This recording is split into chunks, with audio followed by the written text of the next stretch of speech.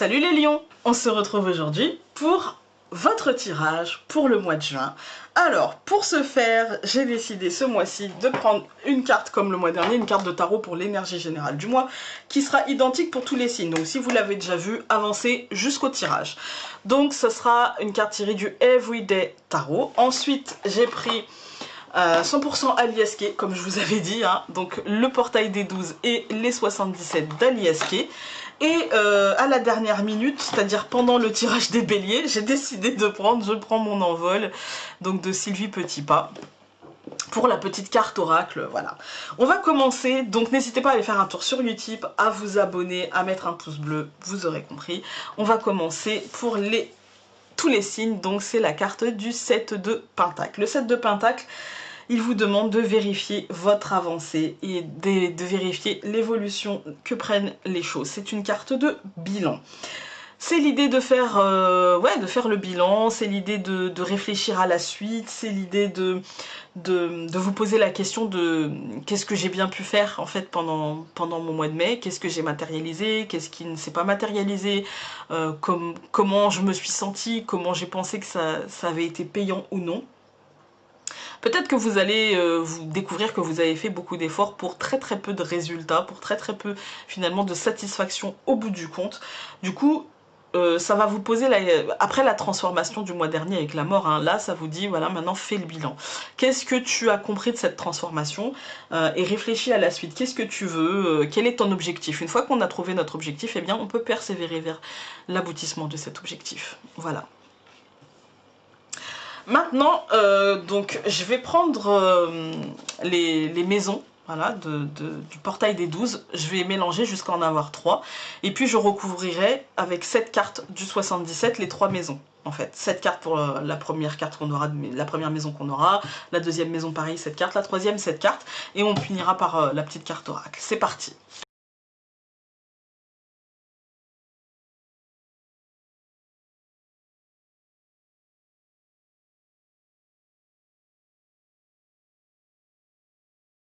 Donc dans la maison 7, donc on va déjà commencer par les maisons, on va voir un petit peu ce que ça nous dit.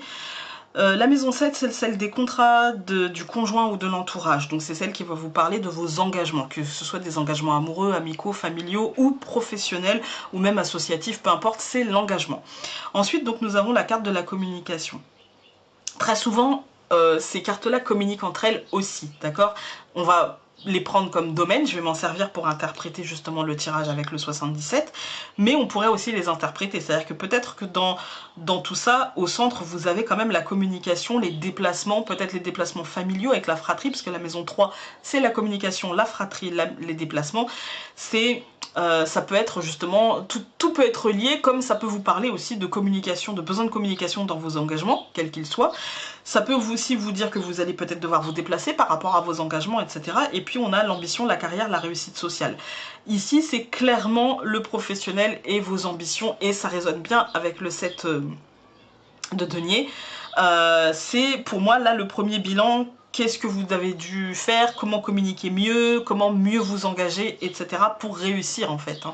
On va donc prendre la première maison qui est la maison 7, donc celle du contrat de l'entourage et du conjoint. Donc vous commencez par la carte numéro 58 qui est celle de l'abondance, les amis lions, qui est celle de la joie, de la prospérité, de la victoire, mais aussi de l'argent. Vous avez ensuite la carte du savoir, la 57, puis la carte numéro 48 qui vous parle de quelqu'un de sage, de sagesse intérieure, de sagesse ancestrale. Puis vous avez la numéro 60 qui vous parle de la lunaison. La numéro 42 qui vous parle de l'ennemi, enfin l'ennemi, j'aime pas trop parler d'ennemi, je préfère plutôt parler d'impression que de médisance, de jalousie, des choses comme ça. Et puis vous avez donc la carte numéro 29 qui va vous parler de vous sentir perdu et qui va bien avec cette carte-là, voilà. Donc, mais vous avez le oui. Donc si vous vous posez une question concernant vos engagements, quels qu'ils soient, des contrats, votre conjoint, votre entourage, sachez que la réponse est oui. Voilà, à votre question, la réponse est oui. Voilà. Donc, ici, nous avons une... ceci dit, hein, c'est pour ceux à qui ça parlera. Après, on va l'interpréter, évidemment. Donc, dans la maison 7, vous avez, dans vos contrats, vous avez la possibilité de faire des choses enfin, d'avoir une abondance qui arrivera. Dans vos engagements, vous avez l'abondance qui arrive. Cette abondance, vous allez la percevoir arriver. Elle n'est pas encore totalement là. D'accord? Parce qu'on a le livre, c'est savoir et connaissance. Pour moi, elle n'est pas encore totalement présente. C'est un peu comme le livre du Lenormand, l'information qui se dévoile. Celle-ci sera abondante, d'accord? Donc celle-ci sera vraiment très positive. Et puis pour moi, elle sera peut-être amenée par quelqu'un ou par vous-même, mais par une forme de sagesse, par une forme de reprise de contrôle des émotions, qui sera très rapide, malgré une forme d'autocritique, malgré une forme d'insatisfaction peut-être de votre part, ou une insatisfaction ou une critique venant de l'extérieur qui va vraiment vous impacter, et du coup qui va vous mettre dans une forme dans une forme de labyrinthe où vous vous sentirez un peu perdu. Si ça vient de quelqu'un d'autre, ce sera peut-être quelqu'un qui souffle le chaud et le froid. Si ça vient de vous-même, c'est peut-être l'incapacité à voir que vous faites les choses bien, et c'est l'autocritique un petit peu trop à outrance. Mais vous allez réussir. Voilà, vous allez réussir dans vos engagements, dans ce que vous avez pris. Par exemple, si c'est professionnel, vous allez obtenir ce que vous vouliez. Avec votre conjoint, vous allez réussir à sortir ce que vous avez besoin de sortir, et à comprendre ce que l'autre a besoin de comprendre, et à trouver une forme de juste milieu assez rapide, malgré l'autocritique ou la critique qui peut intervenir. L'abondance est là, que ce soit même dans votre entourage, vous allez pouvoir dire les choses, vous allez pouvoir faire comprendre les choses, et puis aussi comprendre certaines choses. Il y a peut-être aussi des choses que vous allez apprendre, et du coup qui vous feront évoluer dans la perception que vous aviez de la situation, et ça deviendra très abondant, même si ça vous plongera un petit peu dans une forme d'incertitude, puisque vous ne savez pas trop où vous allez avec le labyrinthe, vous ne savez pas trop où cela mène, mais en tout cas, vous y allez, et c'est déjà pas mal. Ensuite, donc, dans la maison de la communication, du déplacement de la fratrie, vous allez avoir la carte numéro 73 qui est la carte du printemps, vous allez avoir la carte numéro 45 qui est celle de la femme, la carte numéro 14 qui est celle des mails, des écrits, des échanges en fait, par écrit, par mail, par téléphone, quoique non, c'est pas vraiment par téléphone, ici c'est plutôt par écrit quand même, on est plutôt dans la nouvelle écrite, hein. Ensuite, vous avez donc la carte numéro 18 qui est celle de l'originalité, de l'artiste, mais du coup aussi de la personne mise de côté, marginale, vous voyez. Ensuite, on a la carte numéro 40, donc qui est le cadeau, la carte numéro 61 qui est la patience, et la carte numéro 46 qui est celle de l'homme. Donc, dans la communication, la fratrie, le déplacement.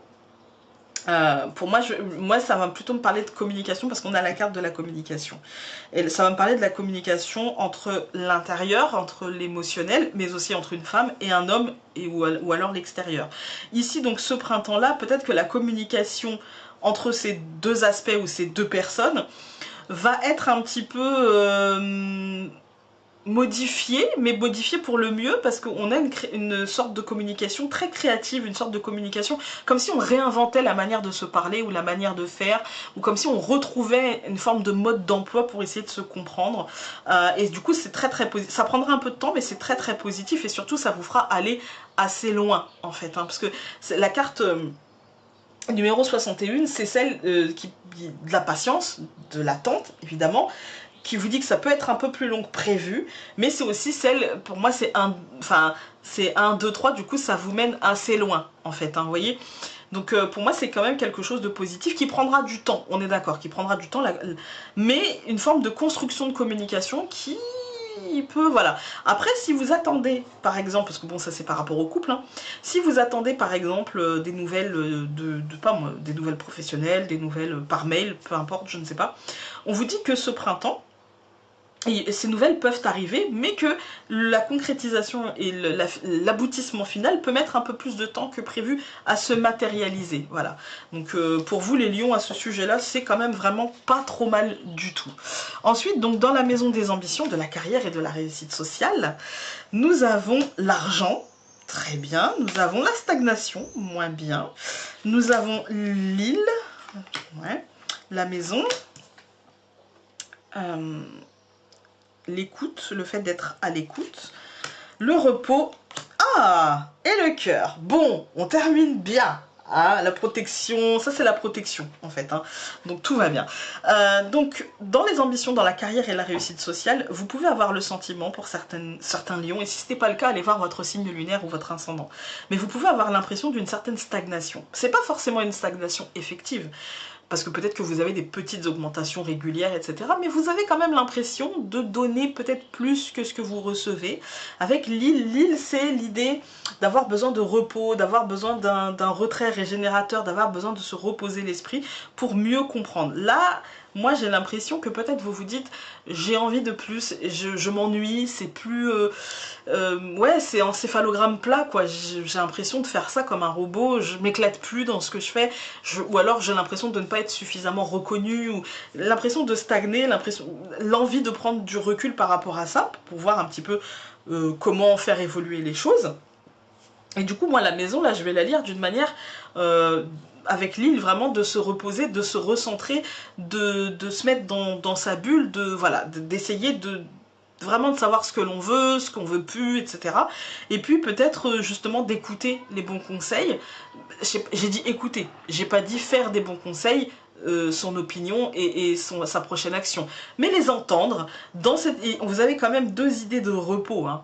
On va pas se mentir, hein. Donc là, pour le mois de juin, pour les lions, au niveau de l'ambition de la carrière, ça va être du recentrage. Vous êtes protégés, vous ne risquez pas grand chose, mais recentrez-vous pour la suite, essayez de vous diriger vers quelque chose qui vous fera sentir un peu moins stagnant, en fait, un peu moins bloqué. Voilà, il va falloir réfléchir à qu'est-ce que je veux faire après, qu'est-ce que je veux changer, qu'est-ce que je ne veux pas changer, comment je veux faire les choses, est-ce que j'ai besoin peut-être de déménager pour aller...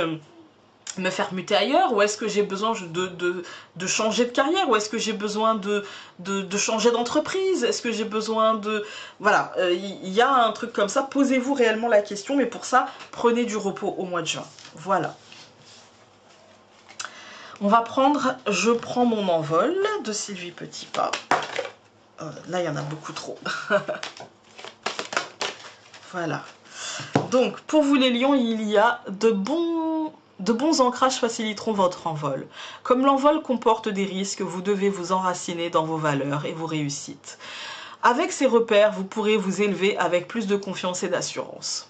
Il y a du changement dans l'air, en plus la transformation, le papillon c'est la transformation, hein.